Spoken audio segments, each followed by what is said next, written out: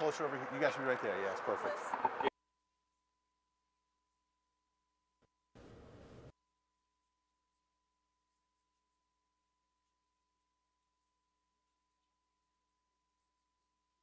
But I was like, man.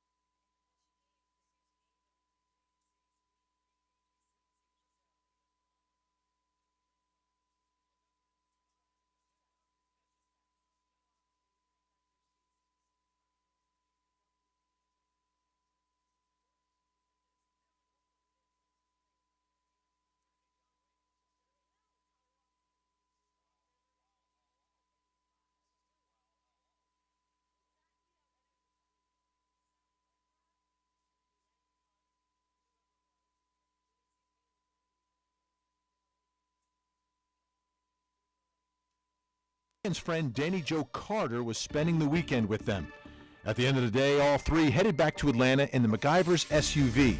Danny Joe was driving because Diane and Tex had been drinking wine.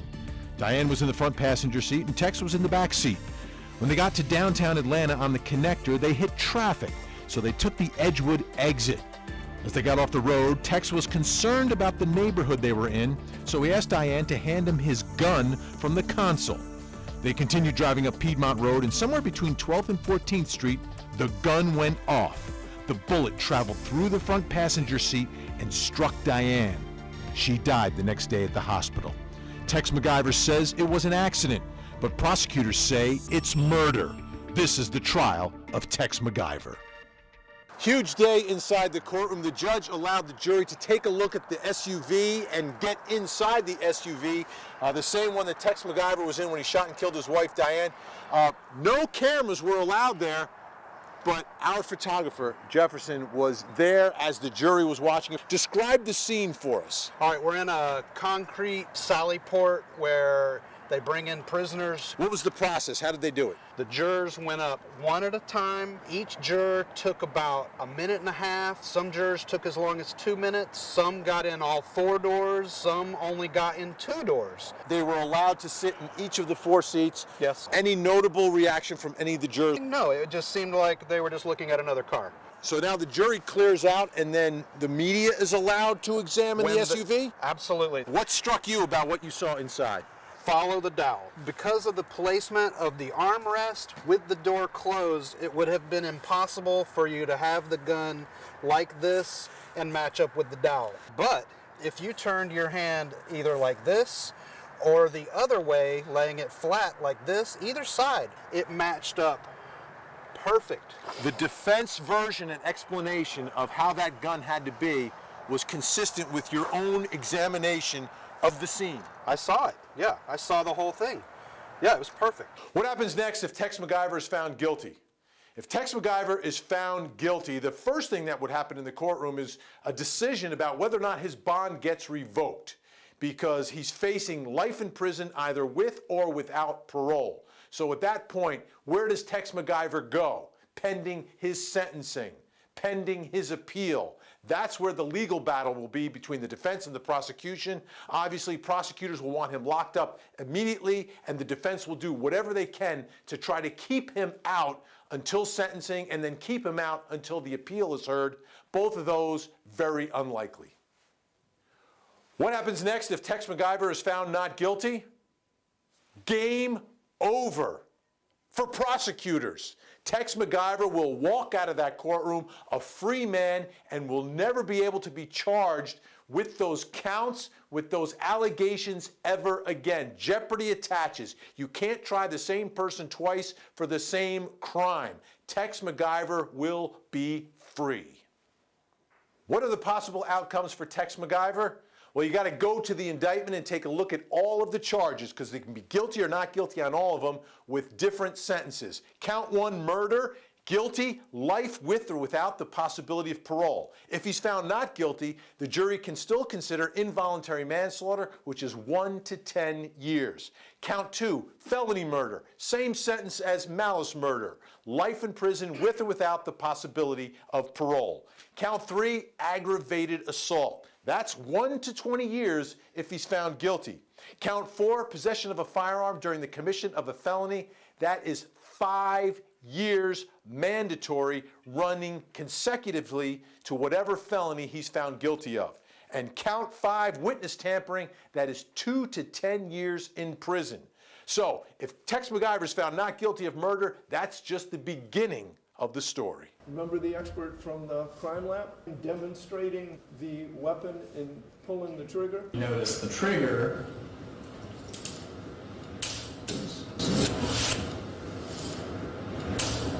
Oops, he's demonstrating it for you on the witness stand. He accidentally pulls the trigger.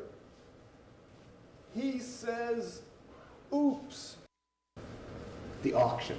Not one fur for sentimental value. He's prancing up and down talking about the furs for sentimental value.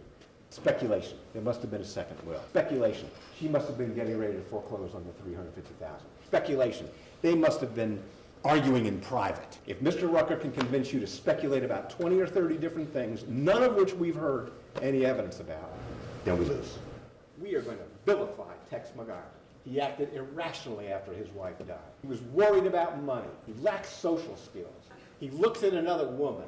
He gets a massage. He's not sentimental about her jewelry and her furs. Because of all those things, by golly, you should feel comfortable finding him guilty of murder. He wants you to believe that it was an accident. He don't really know that much about guns. So he told the police department, I ain't fired that gun in, so long. It was just, it was just on my lap. I was handling it.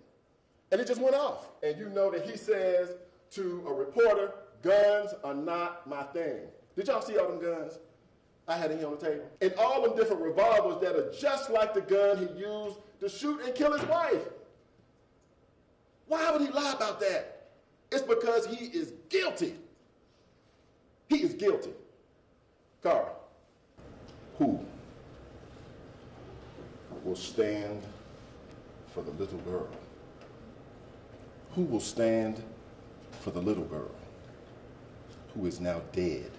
Who will stand for the little girl who came from humble means? Who will stand for the little girl who fulfilled all of her dreams? Who will stand for Diane McIver? She knew betrayal, hurt, and pain. When I was a kid, there was this movie with this real famous actor. His name was Richard Gere. It was American Gigolo. Huh? He used to go out and get women to take care of him. Y'all remember that? Spoilers of the Sea. It's a story about a young man and an octopus. The octopus, when he feels threatened, what he does is he releases ink into the water. He makes it real dark and murky, so you can't see. Where's the octopus? Can you find him? There he is. Who will stand for the little girl? Who will stand for the little girl who is now dead? Who will stand for the little girl who came from humble means?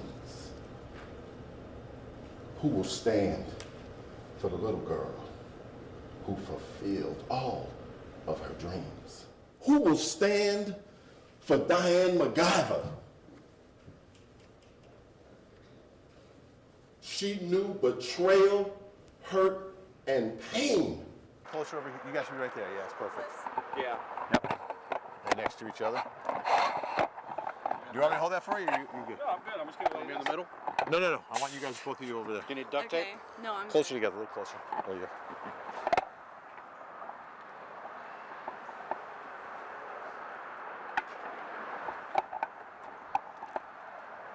Sorry.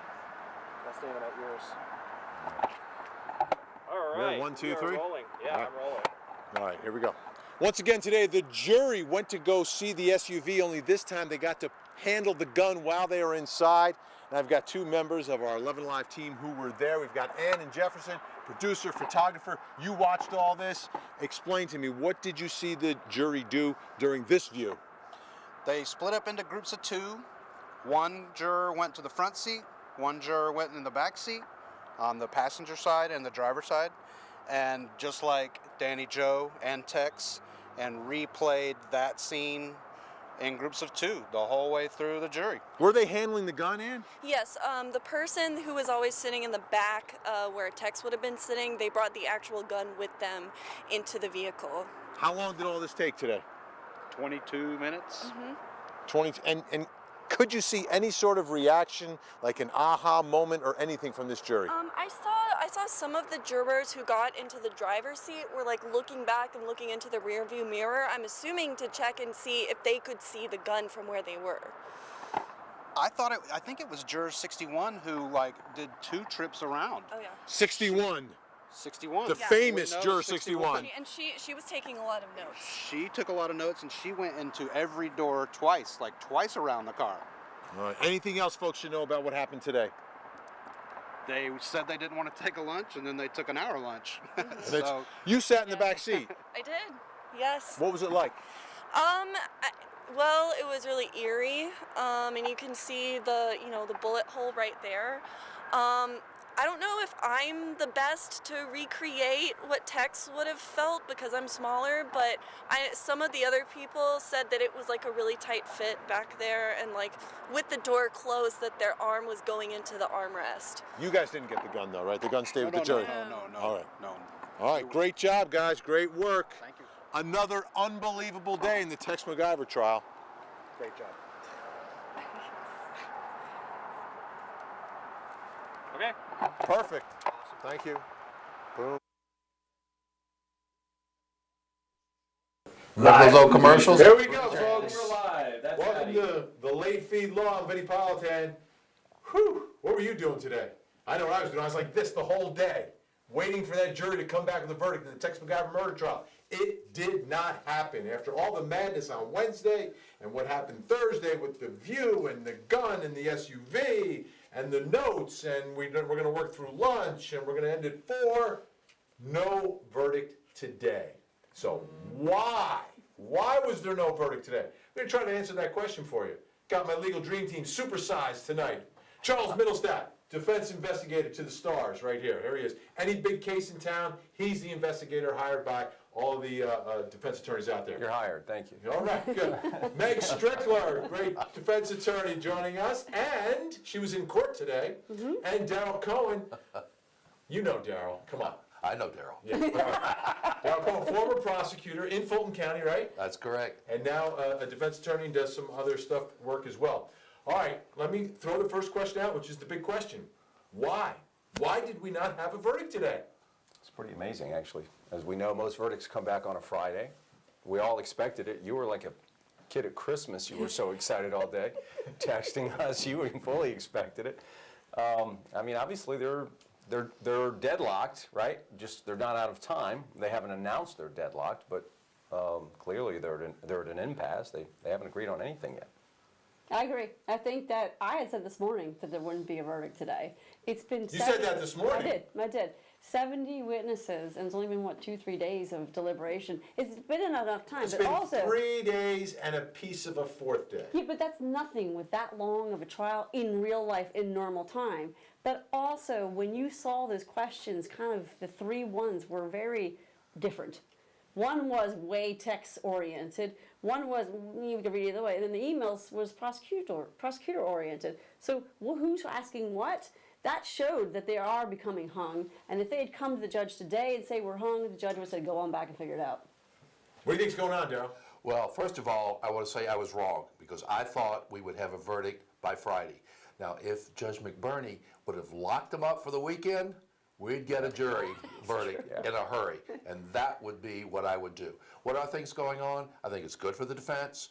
We've got people... Wait, how is this good for the defense? Because just going back in time to Wednesday, when like the defense was doing backflips and Tex was dancing and everybody's like, this trial is over.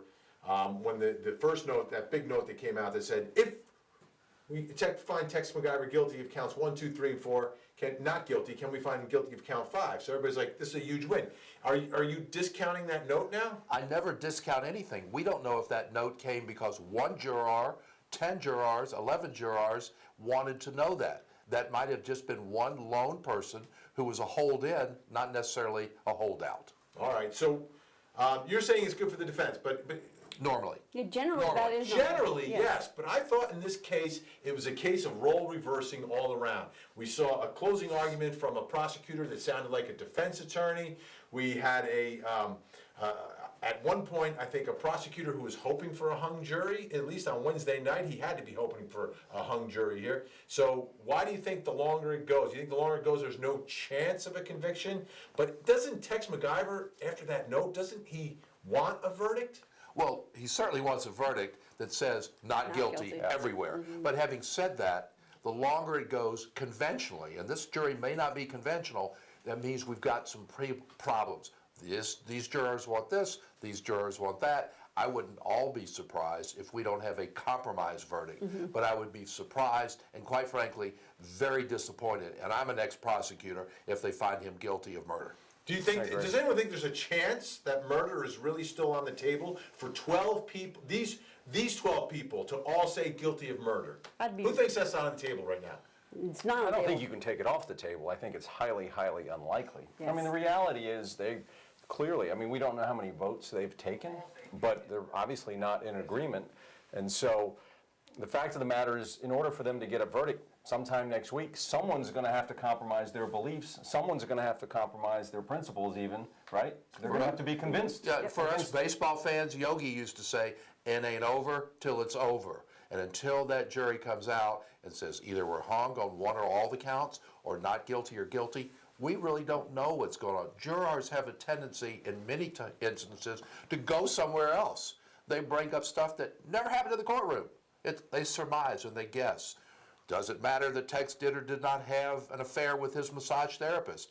Makes no difference with the facts, but it might bother someone else. Well, you know what I thought was interesting, and I haven't been in the courtroom except for today, what I noticed today, and we are on verdict watch, and I find it profoundly odd that all these witnesses are still sitting around the courtroom. Oh, yeah. That's weird in my normal life of trials. You don't see that ever. You might see family members, but we're talking about the witnesses. Yeah, they're invested on it. Yeah, they're way invested. Way But what invested. I thought was interesting is that the jurors are hanging out as well. So if you go down to the cafeteria, you're sitting there eating lunch, and then there's the juror walking by. And that can be very problematic because they're seeing Danny and Joe talking to Fulton County Daily Report. They'll see Danny and Joe talking to, you can tell when they're reporters because they're wearing certain different tags that So shows. it's problematic in what way? It just influences them. I'm not saying there's Influences a in which way, legal though? issue. I'm not saying there's a legal issue here. I just find it profoundly Depending odd. upon who they see them talking to. Yes. I think it's inappropriate, quite you, frankly. yes. It's terribly inappropriate. Yes. When you have a jury that's deliberating, they Yes. need to be with all of the other jurors, not other people. Not other Because people. regardless of whether you believe it or not, whether they say they're going to or not, they're going to look at a television, they're going to look at a newspaper, they're going to look at social Do you media. want to sequester this jury? Absolutely. Maybe not before, but until they reach a verdict, I would sequester them unhesitatingly. I agree thoroughly. Especially after How common is a that month's down worth here, of though? trial. It's not common. Used to be. It's not common now, though. And Used to be that's- back in the old days. Back in the days before there was fire and Right. rail and all that No, stuff. but I mean, is the reason we don't do it because of expense or because you don't want to inconvenience jurors? I think it's expense. I think it's both. You don't want to inconvenience jurors because they've spent so much time away from their family, but it's also expense because now the county, if they do that, has to pay for food, have to house them, Hotels. and have to take them back and forth. So it's inconvenient for the county. And I think Judge McBurney, quite frankly, could have done a much better job of shepherding this jury. He's given them a lot of opportunity, though, to do things that other jurors don't get to do. Just seeing And I all those disagree with witnesses, him. seeing all those witnesses every time you're walking around anywhere, because I learned today that there's some smokers. So when the jurors have to go smoke, they have to go completely out of the building. You're referring to the questions, though, right? I mean, he allowed them to ask questions of questions. 78 Which different is witnesses. bizarre. To sit in the SUV with the gun in Which the is middle of bizarre. deliberations. It's bizarre. It's That's not the like, closest I've ever seen coming to seeing a jury deliberate, is that the jury in the middle of their deliberations, was now in this sally port, walking in and out of the SUV with the gun, 2 at a time, going in, sitting down, looking around, and everyone got to see that. Now, they weren't speaking to each other, they were directed not to do that, and they didn't, but that's almost like seeing a jury deliberate. Well, you know what's really funny? Don Samuel is probably the most preeminent appellate lawyer out there, but most definitely in Georgia. So this if he got convicted of first-degree murder, this would be a delicious appeal with all the legal issues here. Yeah, so I mean, it He would be, literally you wrote know. the book. He Oh, absolutely. literally wrote the book. I mean, he is infamous. Don This Samuel just is. stuns me. It stuns me that we have a DA's office, and I love Clint Rucker, but I think that they were so far wrong, because a jury can convict, but if they do, it's wrong. It's a travesty of justice. And I'll tell you, I was just in LA, just came back. I was with another lawyer who knows Tex McIver very well. I've never met the man. He said he's been with him in mediations. He is just a complete gentleman, which is a polar opposite from what all of us have believed based on what we've seen And did since he his shoot wife anyone died. in those mediations? I think when he didn't win, he was probably unhappy. No. Unhappy. Dinah is saying, Bring up listen, the I public agree the thing." witnesses shouldn't be allowed to be sitting there talking to certain people in front of the jury because that will have an emotional Correct. impact on their thinking and overall outcome. They may not be able to see them though, right? No, they can see them. They can see the jury's here. This is where all the witnesses are sitting. What I was explaining is this particular courtroom fans out. So if you're sitting over here, you're obviously pro-defense. And you're sitting over Oh, here, so you're they can obviously tell. pro-prosecution. Yeah, But that no is- one was that is sitting in the inappropriate. corners. Everyone's sitting in the middle. So you can't ascertain just by watching them sit who's sitting where. Quick survey, longest you've ever had a jury out in a case? Longest? Probably about 8 days. 8 days, all right. 3 days. Daryl just gets, make them go Look, fast. I believe do it, get it done, and get it behind you. Yep. And I want that jury to do what they need That's to do. successful. Most Prosecution. Apply to like, everything. when I want them to do it. Yeah, exactly. Charles, Sometimes. in a case that you've worked on, what was the longest? I'm thinking about a week, if I week? recall. All right. Yeah. I covered a trial, the first round of Rabbi Fred Newlander. He was a rabbi from Cherry Hill, New Jersey. Which is where I'm from. Yeah, where you're from. went to Near high Cherry Hill school. Park, right? Yeah, hired a hitman to bludgeon his wife to death in their awful. marital home. And the first trial was only about 7 days. The jury was out for like 17 days. Wow. And then they end up being hung in the first round, then they convicted him second time around. So now the rules are that there are no rules, right? If the jury comes back Monday, Tuesday, Wednesday, Thursday, Friday, next week, and never sends out a note saying we're deadlocked, they just continue to deliberate. The judge can never stop them, they just have to keep going. Yeah. Well, look, if they're in there that long, we're going to hear screaming and yelling, and we're going to hear glasses break, because I don't see that happening. I think very calm people, after a while, want to get out of there, just make it happen. Well, also the deputy was kind of peeking in on them, keeping an eye on them, making sure there was no issues, make sure they're okay, they don't need anything else, if they needed a break, just checked on them.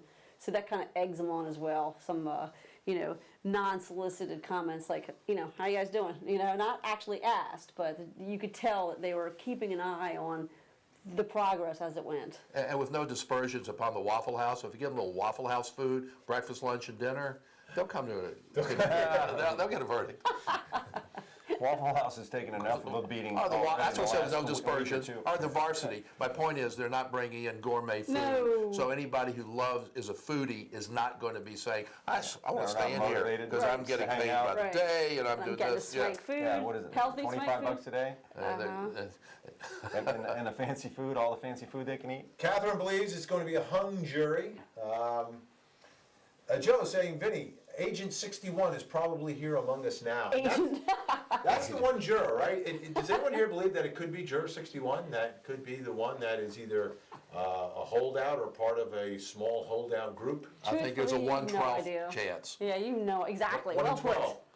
1/12 chance, right. because you don't know. I mean, 12 Angry Men, that great movie from God knows how many years ago, 1940s, with Henry Ford. Did you see it when it first Henry came out? Fonda. Yeah, right?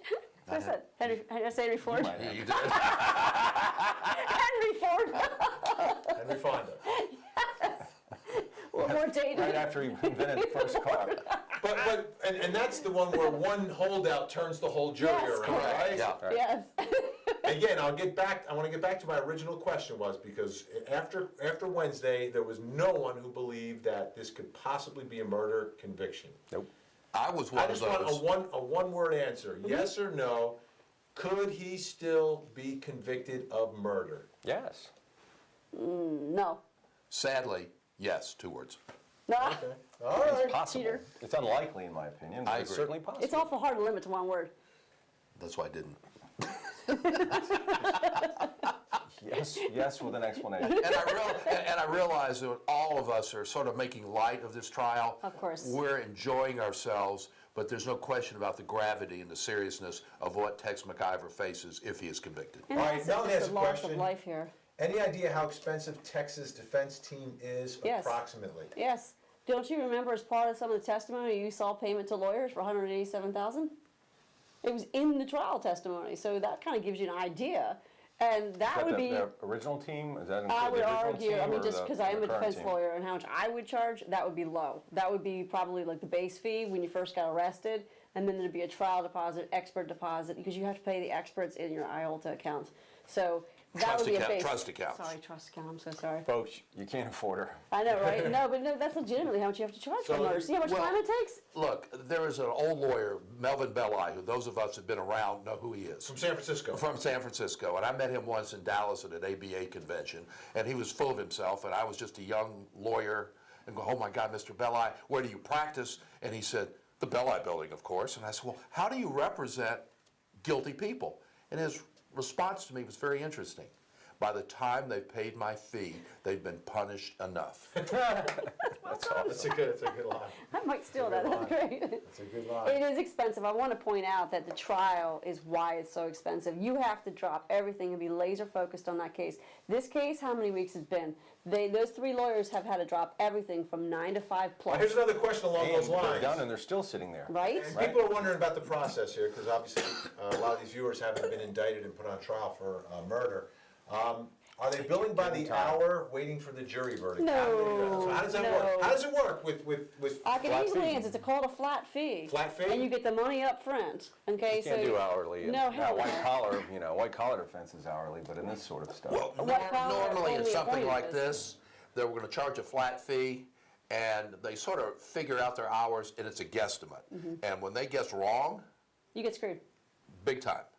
Dal and I Here- shared a case where we both got screwed. We got Yeah. a very low fee, and it went to trial, and it was the worst. If we added up our hourly fee, made like $10 an hour. What do you If think? that. That was Waffle House food. Yeah. Maybe Chris- Sherry maybe believes Crystal. 61 is the holdout.